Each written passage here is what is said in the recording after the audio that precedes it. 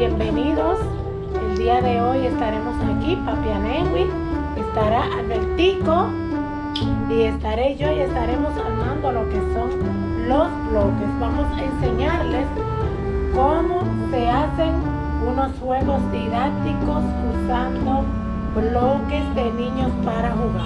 Ustedes saben que a los chiquitines también hay que llevarlos a lo que es el juego, a la diversión, que no solamente es tablet.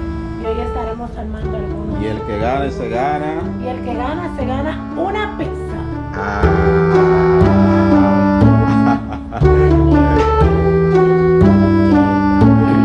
Ahora, bien. Él quiere refresco, él no quiere Ok. pizza. Yo voy a ganar. Albert, dice ella que ella va a ganar.